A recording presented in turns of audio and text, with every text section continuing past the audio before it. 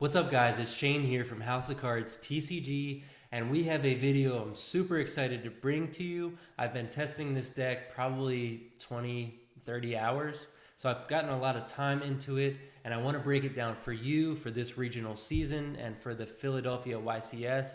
I think Superheavy Samurai is going to be a very popular choice. The combos that it can do are just insane. It's probably the best combo deck of the format, so I'm going to break it down for you where to hand trap this deck, how to beat this deck, what silver bullets that we found. So make sure to like the video, comment down below if we missed anything or if you have any feedback. We always love to hear from you guys, and let's go ahead and hop right in. House of Cards TCG. Okay, so before we hop right in, make sure to check out the link in the description to our official House of Cards TCG merch. Got a really awesome hoodie, got a really nice playmat. Definitely check it out. So the first thing we'll go over is the typical end board, what you're gonna see when you go up against Superheavy Samurai and you don't open any hand traps. What you're typically gonna see is an Appaloosa with 3 or 4 counters. You're going to see a p.u.n.k Regulus, you're going to see a Baron, you're going to see a Savage Dragon, and you're going to see 5 or 6 cards in hand. I think when I was messing around with this combo, I could have ended with another card in hand. But it's a lot to face down because look at the follow-up as well. They have the pen scales, they can pendulum summon. Having Superheavy Samurai scales, if they somehow wipe this board, is just really good follow-up in its own because it can bring back a Soul Piercer and that can just get all your plays started again. And keep in mind that they do recycle all of their resources with the Infinitrack Tunneler. You'll see that banished at the top right there. So they have pretty much an endless resource game after turn 1. I wouldn't say endless, but you're not going to be able to just outgrind them super easy after playing through all these negates. So let's go ahead and go over the first card that you can use to beat Superheavy Samurai. So this is the one everyone's talking about right now. Performapal 5 Rainbow Magician. The reason it's good is because if you scale it, you use the effect. It applies to both players based on the amount of set cards that they have in their spell and trap zones. So for 0, all monsters they control cannot attack or activate their effects. Well, Superheavy Samurai doesn't play spells or traps, so how are they going to set a card? So this is basically a one-sided Mystic Mine, because you can just, if you're playing a deck like Pearly or Kashtira, you could just set a card. You no longer have 0. So now you can just play the game freely, and they cannot, all monsters they control cannot attack or activate their effects. That doesn't turn off the hand traps, so if they hand trap you with like a Droll or whatever it is, Valor, not Imperm, but Valor, Ogre, that kind of thing, Ash Blossom. They can still do that, but they just can't, it's essentially Mystic Mine for monsters on the field. So that is really important because it just completely locks them out of the game. But the thing about this card, I don't think it's the silver bullet that people think it is, because it's so well known now that Superheavy Samurai players are just going to side deck outs to this card. They're going to play cards like Lancia. You can set it, and then all of a sudden you're not under the Mystic Mine. You can just play freely. Archfiend Eccentric, you could just pop this card. Mythical Beast Garuda, same thing as Archfiend Eccentric, you can just pop this card. And then I've seen some Superheavy Samurai players side decking Prohibition because it's a continuous, it's kind of unlikely to wind up in your graveyard to kind of shut off your plays. And theoretically, if you use this card and you call Droll and Lockbird, you're probably going to be able to full combo. I mean, unless they have like Gamma. We'll go over what other cards that they could have, but Prohibition's really strong. They could just side that in and set it, and then all of a sudden you're playing this Rainbow Magician that you probably, it's not really searchable, so you probably dedicated 3 spots in your extra deck to this card where it might not even be good. I kind of compare it to Nightmare Corruptor Ibly, because Ibly is really good if people aren't expecting it. If they're expecting it, it's not good. And that's the same with this card. If they see it coming, it's just fairly easy to play around. Not as easy as Ibly, because you could just put a Lingeribo in your extra deck, and then the Ibli's dead, or multiple if you're playing against Kashtira. But yeah, I think this card's really good. If they don't see it coming, if they do, you could get punished. So let's go on to the next one. Dark Ruler No More. You saw the end board. It's extremely monster heavy. If you Dark Ruler No More them, you are gonna need some other form of removal, because you can't just leave them with a Baron or leave them with a Savage, or the Appaloosa is gonna go to 0, but so that one you don't really care if you leave it to them. But Dark Ruler No More is really strong because it allows you to play the game. Keep in mind they are gonna have 5 or 6 cards in hand. They're probably gonna have some hand traps. If they stop you with the hand traps, you're probably cooked. So Dark Ruler No More plus other cards, plus strong engine cards, etc. is really good. Next we'll go into Droll and Lockbird. Droll and Lockbird is a silver bullet. It's insane. It's just absolutely insane versus Super Heavy Samurai. The deck searches infinite amount of times. The only thing that you have to keep in mind with Droll and Lockbird is that Super Heavy Samurai plays Psy Frame Gear Gamma. If they go with the Super Heavy Samurai bike, and then they search the Soul Piercer or whatever they're going to search, the Prodigy, and then you Droll them there while they don't control a monster, they could Gamma you, and that's just the end of the game. Because from there they can make Cell Synchro, that'll go into Baron, and now they have a Baron protecting their plays. Some of them might even play Omega, and then they rip another card from your hand, and their plays are still resolving. So you really want to be careful not to play into Gamma. That could just simply end the game for you.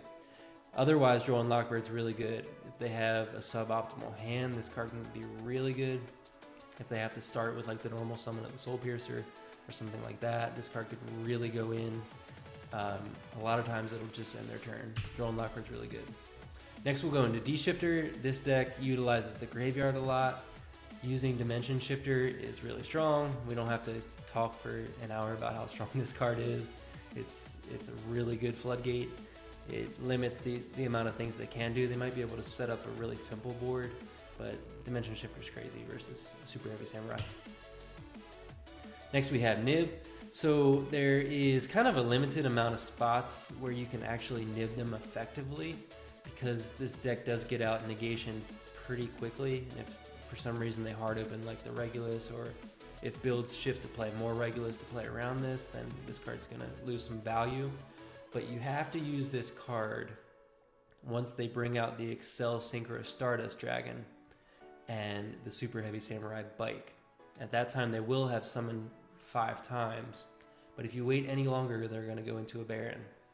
And this Nib isn't going to do anything unless you also have a Valor or Imperm, or a way to stop the Baron. So Nibiru is really good in that instance. Otherwise, it's kind of lackluster. And if they play the Stardust Dragon itself, the old one, the original, if they play that in their extra deck, they can actually, I don't want to say dodge this card, but they can still have an unaffected Baron, unaffected for the rest of the turn. So they can still have an Omni Negate, and they'll probably still have their pen scales at that time. So it's going to make it a little bit rough on you. So the deck can kind of play around this card a little bit. If they start playing the Stardust Dragon, it makes it a lot easier. But overall, Nib's pretty good. Ogre. So Ogre is really strong against Super Heavy Samurai. There's really, I'll say 3 places that you can Ogre. The 2 are on the screen. The one is the Prodigy Wakaushi. If you Ogre that card, you're playing into Gamma. Keep that in mind. You're playing into Gamma. Don't forget that. So you might want to wait until they actually use the Prodigy effect. It summons itself, it scales the Big Ben key, and then they're going to trigger the Big Ben key to search. You can Ogre that, and then it cuts them off from having a scale there, and it also cuts them off from the search. The third place that you could do is on the Link 1 Scarecrow. It reads that it has to summon back from the graveyard to a arrow it points to. So if you Ogre it, it does not have an arrow it points to. They lose the body, and they don't get the summon from the graveyard, which is really strong because this deck really needs bodies on board. It struggles against removal. So eliminating that body is really powerful. Ogre is a very strong card versus this deck. I think it's going to see a lot of play. It's also good versus Pearly. So Ogre is a really strong choice. Next we'll do Ash. There's really not a great place to Ash this deck. The only one that really could be impactful is to hit the Soul Peacemaker. And by that time, they almost always have a Baron up. So in a way, it's just kind of trading with a Baron negate, which isn't horrible. But hitting this one, if you had something like an Imperm or Valor for the Baron, that could be really strong because you're cutting them off. Because this tributes its cost to what it's equipped to. So they're losing that, and then they're also not getting the Superheavy Samurai scales, which they would summon off this, which then brings back the Soul Piercer. And it cuts them off from a lot of their plays. So Ash it's okay. This is what you would hit if you wanted to Ash. So some of the other ones, you could just Ash and it would do nothing. Next we have Effect Valor. This is hand in hand with Imperm.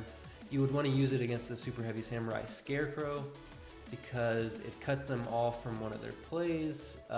They a lot of times need the additional summon to search to bring back the Soul Piercer, which is going to get them the search that they need. So this cuts them off from a lot of their plays.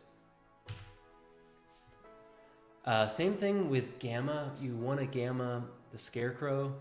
Gamma is much better than Valor or Imperm versus this deck because you're eliminating the body. This deck, like I said, it really struggles when you're clearing their bodies off the field because a lot of their extenders have to equip to a monster, and not just a monster, but a Superheavy Samurai monster on the field to be able to extend.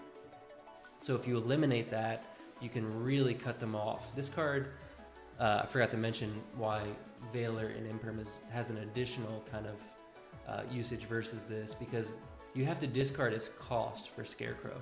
So if you make them discard its cost, you're making them neg as well, especially with Gamma because you're clearing that body from the field. Next we have DD Crow. It's not that great. You would honestly probably side this card out, but if you are playing DD Crow, the card that you would want to DD Crow is the target for the Scarecrow. So they'll discard its cost and they'll target a card to bring it back. Probably going to be the Soul Piercer. That's going to be the card that you want to Crow, and it's actually pretty good because it gets rid of it from the graveyard. They can't bring it back with scales. It cuts off some of their plays, so DD Crow is pretty good. That's all we have for how to beat Superheavy Samurai.